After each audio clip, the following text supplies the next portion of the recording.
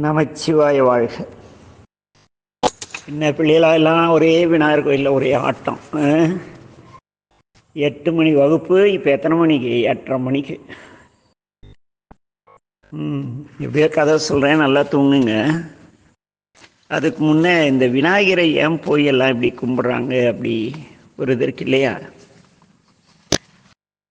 அதாவது ஓம் அப்படின்னு எழுத்து இருக்கு இல்லையா? அந்த ஓம்ங்கிற எழுத்தை எழுதி இப்படி ஓம் எழுதி அந்த ஓமோட அப்படியே அந்த ஒரு உருண்டை வரைஞ்சிங்களா, உலக உருண்டைன்னு வச்சுங்களேன், அது விநாயகராக மாறிடும். அது கை கால் கிரீடம் எல்லாம் வச்சிங்களா விநாயகராகிடும். ஓம் என்ற பிரணவம் இல்லாமல் இந்த பிரபஞ்சம் இயங்காது. ஆக இந்த பிரபஞ்சம் அம்மையப்பரால் சிவனாலும் பார்வதியாலும் உருவாக்கப்பட்டது பிரணவம். ஆகவே பிரணவ வழிபாடு, ஓம் என்ற ஓசையின் வழிபாடு இந்த விநாயகர் வழிபாடு. இது தத்துவார்த்தமான கருத்து, தெரிஞ்சு வச்சுக்கங்க. உங்களுக்கெல்லாம் இந்த பார்வதி குளிக்க போனாங்க, மஞ்சள் உருண்டை பிடிச்சி வச்சாங்க, அதெல்லாம் அது நீங்கள் நிறைய படிச்சிட்டீங்க புத்தகங்களை. அதனால் அதெல்லாம் உவமைகளாக காட்டப்படக்கூடிய கதைகள். ஆனால் அம்மையப்பர் பிரணவத்தை படைத்து அதன் மூலம் உலகத்தை வழிநடத்துகிறார் அப்படிங்கிறதான் என்னுடைய விளக்கம். அப்புறம் இந்த காஞ்சனமலைக்கு போவோம். அந்த அம்மா அப்பாவும் ரொம்ப வருத்தத்தோட 7 கடல் இருக்கு இல்லையா, 7 கடல் அருகில் போய் நின்றுட்டு கவலையாக உட்கார்ந்துருக்காங்க. அப்போ நம்முடைய அங்கேற்கண்ணி மீனாட்சி இருக்கிறார் அல்லவா, நம்ம பிள்ளை போய் அவங்க வீட்டுக்காரர்கிட்ட, யார் அவங்க வீட்டுக்காரர், சுந்தர பாண்டியர், சோமசுந்தர பாண்டியர் வடிவில் இருக்கிற சிறுமான்கிட்ட போய், என்னங்க நீங்கள் என்னமோ 7 கடலை வர வச்சிட்டீங்க, ஆனால் இந்த 7 கடலில் குளிக்கும் பொழுது கணவனுடைய கை அல்லது மகனுடைய கை அல்லது பசுமாட்டுடைய கண்ணுக்குட்டியுடைய வாழை பிடிச்சிட்டு கடலில் நீராடணும்னு முனிவர்கள் சொல்லிட்டாங்க. எங்கள் அம்மா நீங்கள் கடலை வர வச்சும் குளிக்காமல் இருக்காங்க, கடலாட யார் கையை பற்றி கொண்டு இறங்குவது என்று யோசிச்சுட்டு இருக்காங்க. நீங்கள் தான் இதுக்கு ஒரு நல்ல வழி செய்யணும் அப்படிங்கிறாங்க. உடனே நம்முடைய சுந்தரபாண்டியர், இந்த மலையத்துவசன் எங்கே இருந்தார்னா, இந்த உடல் நீத்து இறந்து போயிட்டு இந்திரலோகத்தில், அதாவது சொர்க்கம்ங்கிறாங்கல்ல, அங்கே இருக்கார். இறைவன் அப்படியே ஒரு பார்வை பார்க்கிறார். மலையத்துவசனும் இதை பார்த்தார். ஏன்னா மலையத்துவசன் மிகப்பெரிய சிவபக்தன். அதனால்தான் சாமியே மாப்பிள்ளையா அவருக்கு மருமகனாக ஆகிறார். அப்போ மலையத்துவசன் இறைவன் தான் மதுரைக்கு வரணும் அப்படின்னு ஆசைப்படுறதை தெரிஞ்சுக்கிட்டு இந்திரலோகத்திலிருந்து விமானம், தேவ விமானம், ஃப்ளைட் இருக்கு இல்லையா, அது மாதிரி அந்த காலத்தில் நிறைய இருந்தது. நம்முடைய வேதங்களில் யஜுர்வேதத்தில் இந்த விமானம் செய்வதை பற்றி குறிப்புகள்லாம் இருக்கு, அடியன் படிச்சிருக்கேன். நம்முடைய இந்த யஜுர்வேதம் முழுக்க வண்டி வாகனங்கள், ஆகாய வழி போக்குவரத்து, இந்த இயந்திரங்களை உருவாக்குதல், அதுமான பெரிய ஒரு பொக்கிஷம் அது. ஆனால் இதனுடைய பிரதியெல்லாம் இப்போ ஜெர்மன் நாட்டில் தான் இருக்கு.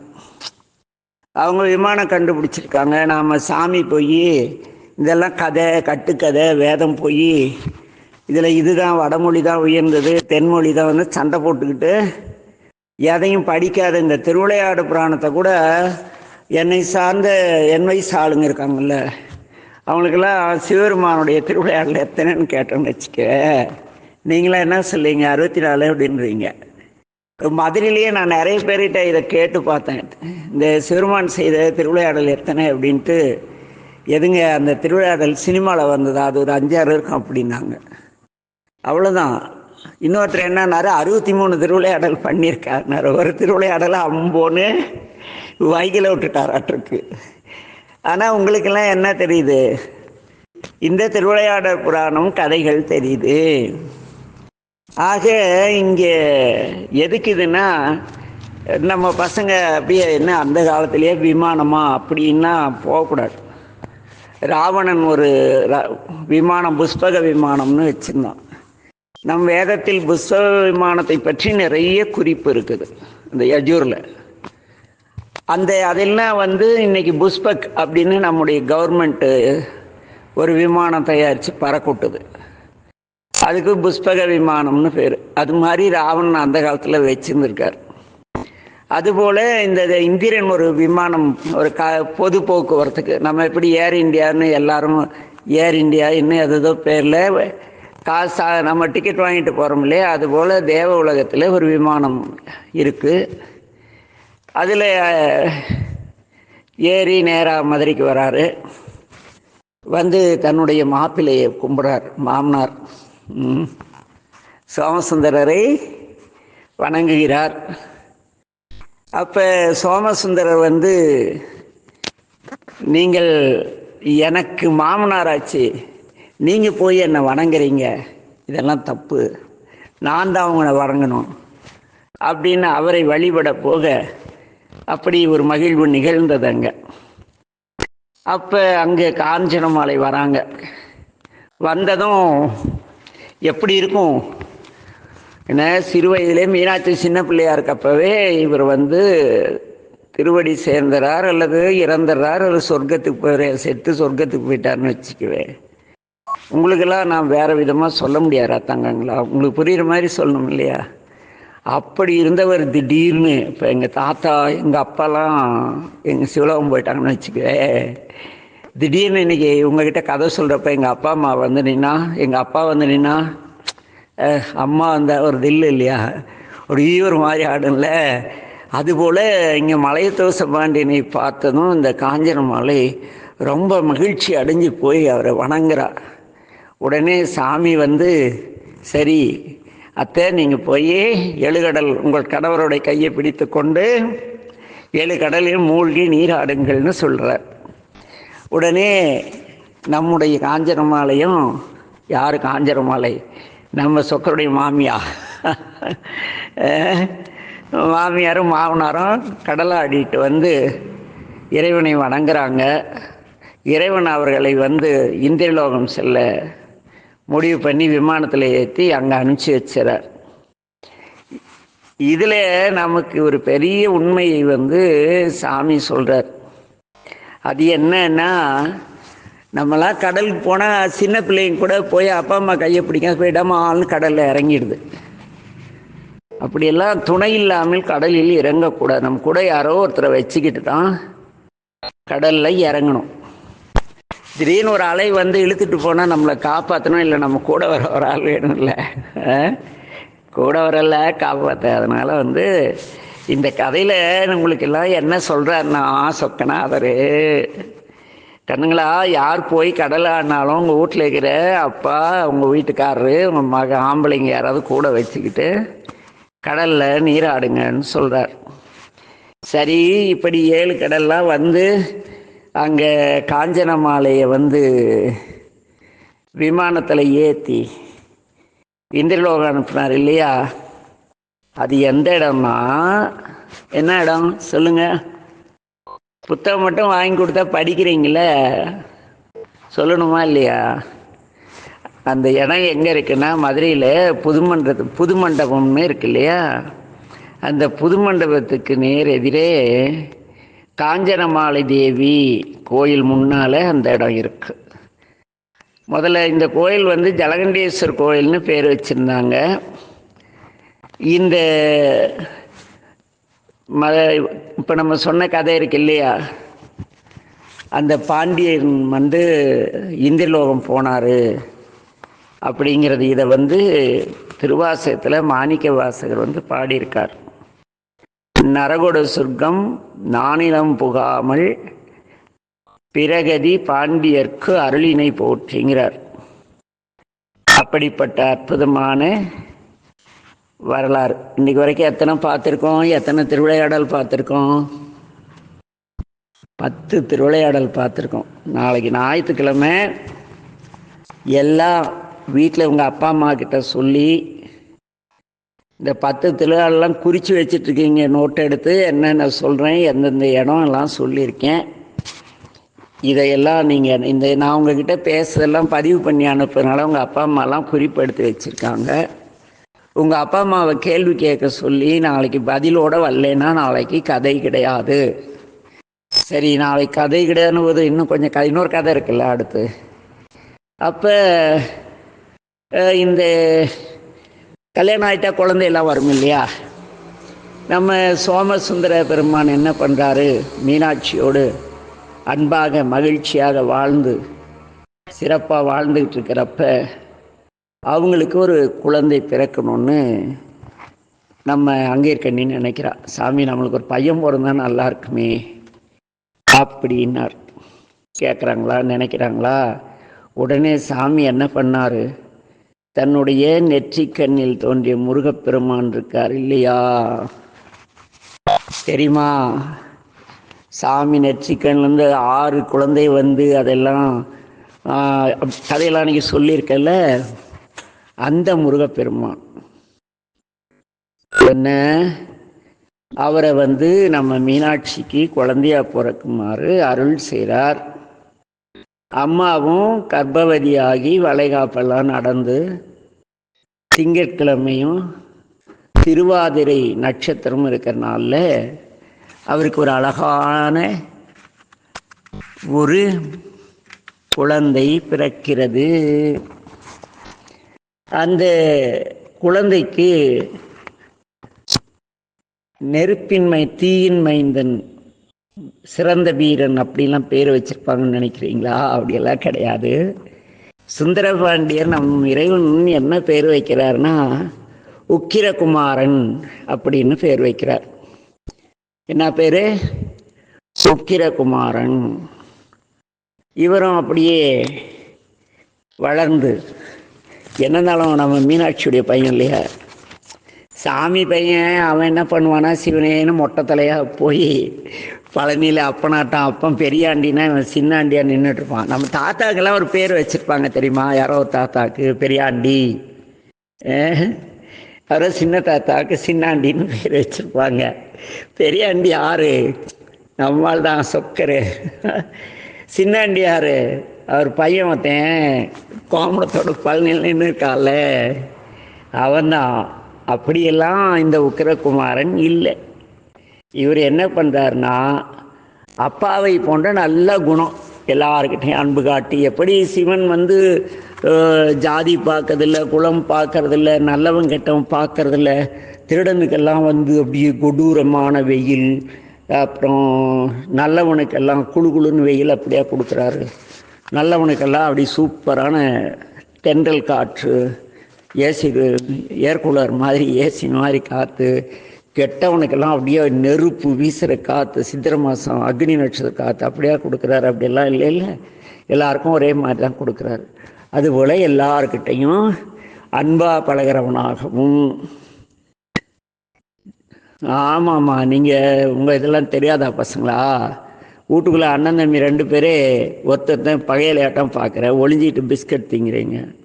இருந்தால் எல்லாருக்கும் அண்ணாக்கு அம்மாவுக்கு அப்பாவுக்கு எல்லாம் கொடுத்துட்டு சாப்பிட்டா தான் நீங்கள் உக்கிரகுமாரன் மாதிரி அருங்குணமுடையவர். அதே போல் அவர் ஆற்றல்னா அவங்க அம்மா மீனாட்சியை விட ரொம்ப அப்படி சூப்பராக சண்டை போடுவார், சூப்பராக படிப்பார், அப்படியெல்லாம் நிறைய ஆற்றல். அப்படி இருக்கக்குள்ள இதையெல்லாம் பார்த்தவங்களாம் என்ன சொல்கிறாங்க, இவன் வருங்காலத்தில் இந்த உலகத்தையெல்லாம் ஆட்சி செய்வான், அவ்வளோ மூஞ்சிலேயே அந்த லட்சணம் தெரியுது அப்படின்னு எல்லாம் பேசிக்கிறாங்க. அப்போ என்ன ஆகுதுன்னா, நம்ம சுந்தரபாண்டியர் ஒரு முடிவு செய்கிறார். சரி, பையனுக்கு வயசாகிட்டே போகுது, இவனுக்கு அரச பதவி கொடுப்போம், முடி சூட்டுவோம். ஆனால் அரசனாகணும்னா திருமணம் ஆகாதவர்கள் அரசாள முடியாது. நம் தமிழருடைய, நம்ம பாண்டி சோழ சேர நாட்டு பண்பாடுபடி ஒருவன் திருமணம் செய்து கொள்ளவில்லை எனில் அவன் கோயிலில் போய் பூஜை செய்ய தகுதி கிடையாது. அதனால தான் இந்த சிதம்பரம்லாம் அந்த பண்டைய தொல்பு முறை போல் ஒரு 12 13 வயசுலாம் பிள்ளைகளுக்கு கல்யாணம் பண்ணி வச்சுருவாங்க பசங்களுக்கு. திருமணம் ஆகாதவன் ஆலயத்தில் பூஜை செய்யவோ மன்னனாக இருக்கவோ தகுதியற்றவன் அப்படின்னு நியதி இருக்கு. அதனால் நம்ம சுந்தரபாண்டியர் என்ன பண்ணார், முதல்ல இவனுக்கு ஒரு கல்யாணம் பண்ணி வைக்கலாம் அப்படின்ட்டு அமைச்சர்ஸ் எல்லாம் கூப்பிட்டு, மினிஸ்டர்ஸ் இல்லையா, அவருடைய முதலமைச்சர் அவங்கெல்லாம் கூப்பிட்டு இந்த பையனுக்கு கல்யாணம் பண்ணணும், என்ன இதுக்கு என்ன பண்ணுறதுன்னு எல்லாம் பேசிகிட்டு இருக்காங்க. இப்படி இருக்கக்குள்ள இவருடைய ஆட்சி உலகத்தில் ரொம்ப பழமையான நேர்மையான சத்தியமான ஆட்சி. சேர சோழ பாண்டியவர்களில் முதல் சிறந்த மன்னர் யாருன்னா சோமசுந்தர பாண்டியர்.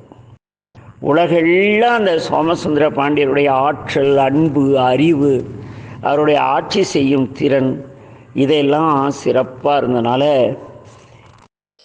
இவரை பற்றி உலகம் முழுக்க சோமசுந்தர பாண்டியரை பற்றி தெரிஞ்சு வச்சுருந்தாங்க. நிறைய கவிஞர்கள் கவிதை எழுதினாங்க, புகழ் மாலை பாடினாங்க. இப்படி இருக்காங்க. இதில் இந்த உலகத்தில் இன்னொரு பெரிய சிறப்பு என்னென்னா, நம்ம பாண்டிய நாட்டிற்கு இந்த உலகத்திலேயே என்ன இறைவனே அரசனாக இருந்து ஆட்சி செய்த பெருமை நம் பாண்டி நாட்டிற்கு மட்டும் உண்டு, வேற எந்த தேசத்துக்குமே கிடையாது. இந்த உக்கிர பாண்டியனுக்கு வரலாற்றில் உக்கிர பெருவழுதி அப்படின்னு பேர். என்ன பேர்? உக்கிர பெருவழுதி. சரி, இந்த உக்கிரகுமாரனுக்கு கல்யாணம் பண்ணணும் அப்படின்னு அப்பா ஆசைப்பட்டார் இல்லையா. அப்படி இருக்கக்குள்ள ஒரு பெண் தேடிட்டு இருக்காங்க. எங்கடா இந்த ஆள் கேட்ட பெண் எங்கே இருக்குது அப்படின்னு சேருமான் போய் பெண் தேடுறார். அப்போ பாண்டிய நாட்டுக்கு வடக்கில் மணவூர் அப்படின்னு ஒரு ஊர் இருக்குது. என்ன ஊர்? மணவூர். அந்த நகரத்தில் ஒரு சின்ன ராஜா இருக்கார். அவருக்கு சோமசேகரன் அப்படின்னு பேர். என்ன பேர்? சோமசேகரன். ஊர் பேர் என்ன? மணவூர். மணவூருங்கிற சின்ன நாட்டுடைய ராஜா சோமசேகரன். அவனுக்கு நல்ல அழகான ஒரு அறிவார்ந்த நல்ல ஒரு அரசகுமாரி, அதாவது ஒரு குழந்தை இருக்கு. அந்த குழந்தைக்கு காந்திமதின்னு பேர். என்ன பேர்? காந்திமதி. எங்கே இருக்கா சொல்லுங்க? அந்த பேர் யாருக்கு ஃபஸ்ட் இருக்கு? ஆமாம், திருநெல்வேலியில் காந்திமதி இருக்கால, நெல்லையப்பர் காந்திமதி. அந்த அம்மா பேரை இந்த பிள்ளைக்கு வச்சிருக்காங்க, காந்திமதி அப்படின்னு. இப்படி இருக்கக்குள்ள அந்த பெண்ணுடைய அழகு, அவருடைய அருமையான நல்ல குணம், அப்பா அம்மாவுக்கு மரியாதை செய்கிறது, உறவுகளை பேணுதல் எல்லாம். கல்யாணத்துக்கு போனால் இந்த பிள்ளை மாமனார் மாமியாவை பார்த்துக்குமா, நாத்தனார் அங்கேயார் பார்த்துக்குமா, தாத்தா பாட்டியை பார்த்துக்குமா, நம்ம உறவினர்கள்லாம் வந்தால் அவங்களுக்கு வயிறார சந்தோஷமாக சோறு போடுவாளா, இல்லை டிவி பார்த்துக்கிட்டு ஏதோ கண்டும் காணாத இருப்பாளா, இதையெல்லாம் இன்றைக்கி ஆராய்ச்சி செய்யணும். இன்றைக்கி இந்த டிவி பார்க்குறத மட்டும் முக்கியமாக கணக்கில் எடுத்துக்கணும். நம்ம போகிற வீட்டில் எந்த பிள்ளையாவது சாப்பாடு செய்கிற நேரத்தில் எந்த வீட்டில் அம்மா சாப்பாடு டின்னர் பண்ணாமல் இரவு உணவு செய்யாமல் டிவி பார்க்குற அந்த வீட்டில் பொண்ணே கட்டக்கூடாது. ஏன்னா எங்கள் ஊரில் நிறைய அப்பாலாம் போய் கடையில் இந்த புரோட்டாவும் காஞ்ச புரோட்டாவும் கிண்டலாக எங்கள் பசங்க சொல்லுவாங்க, காஞ்ச புரோட்டாவும் என்ன குருமா ஊற்றுறான்னு தெரியாது, கருவாட்டு குழம்பும்பாங்க. நினைக்குள்ள ஆக் அப்படி இருக்குது. ஆனால் அதுக்கு போய் க்யூவில் நின்று வாங்குறாங்க. எங்கள் ஊரில் நிறைய ஊரில் தான் நடக்குது. ஆனால் அந்த காலத்தில் அதெல்லாம் கிடையாது. பெண் பார்க்குறப்ப இந்த பெண் நல்லவளா, ஒழுக்கமானவளா, மாமனார் மாமியாரை மதிப்பாளா, நம்ம குடும்ப தலைவியாக எல்லாருக்கிட்டையும் அன்பு காட்டுவாளா, இத்தனையும் பார்த்து தான் கல்யாணம் பண்ணுவாங்க. அதையெல்லாம் பார்த்தப்ப இந்த பிள்ளை சரியான பிள்ளைப்பா, இந்த உக்கிரபாண்டியனுக்கு அருமையான துணைவியாக அந்த பிள்ளை இருப்பா அப்படின்னு இருக்காங்க. அப்போ அன்று இரவு இரவான தூங்கும்ல, தூக்கம் வரதில்லை. இரவு நம்ம சிவருமான் இருக்கு இல்லையா,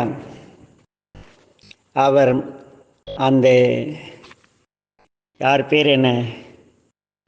உங்கள் அப்பா பேர் என்னடா கண்ணு? சொன்னல, சோமசேகரன். அவர் கனவுல போய் சிவபெருமான், அவனும் நல்ல சிவபக்தன், உன்னுடைய மகளை மதுரைக்கு அழைத்து சென்று சுந்தரபாண்டியனுடைய மகனாகிய உக்கிரகுமாரனுக்கு திருமணம் செய்து கொடுப்பாய் என்று சாமி சொல்றார். அப்புறம் என்ன? கனவுல தானே சொல்லியிருக்கார். அப்புறம் விடிஞ்சா தானே சோமசேகரன் என்ன பண்ணான்னு தெரியும். நாளைக்கு பார்ப்போமா? ஏன்னா இன்னைக்கு நீங்களாம் ரொம்ப ஓடி ஆடி களைச்சிருக்கீங்க. நானும் கூட ஆமாம் களைச்சிருக்கோம். அதனால் இன்னைக்கு யாரை பற்றி தெரிஞ்சிட்டோம்? உக்கிரகுமார பாண்டியன், அப்புறம் மலையத்துவச பாண்டியன் மறுபடியும் பூமிக்கு வந்தது, சில நல்ல செய்திகளை தெரிஞ்சிட்டோம். இந்த உக்கிரகுமாரன் கல்யாணம் என்னாச்சுங்கிறத நாளைக்கு பார்ப்போமா? நமச்சிவாய வாழ்க. எல்லா உயிர்களும் இன்புற்று வாழ்க. குழந்தைங்களா, அப்பா அம்மாவை மதிக்கணும், தாத்தா பாட்டிக்கு உதவி செய்யணும், வீட்டில் இருக்கிறவங்க கூட சண்டை போடக்கூடாது. இப்படிலாம் சொன்னால் நீங்கள் கண்டிப்பாக அதுக்கு எதிர்ப்பதமாக தான் செய்வீங்க. அதனால் வீட்டில் நீங்கள் யாரும் அப்பா அம்மா பேச்சை கேட்கக்கூடாது. வாத்தியார் படிக்க சொன்னால் படிக்கக்கூடாது. அப்புறம் ரொம்ப குறும்பு பண்ணணும். மாவளை யாராவது நான் சொன்ன 2வது சொன்ன செஞ்சீங்க கதை கிடையாது. அதனால் எல்லாம் நான் சொன்னதுக்கு 2வது சொன்னதுக்கு எதிர்பதமாக நல்லபடியாக இருங்க கண்ணு. நமச்சிவாய வாழ்க. எல்லா உயிர்களும் இன்புற்று வாழ்க. நாளைக்கு பார்க்கலாம். நமச்சிவாய வாழ்க. வணக்கம் கண்ணுங்களா.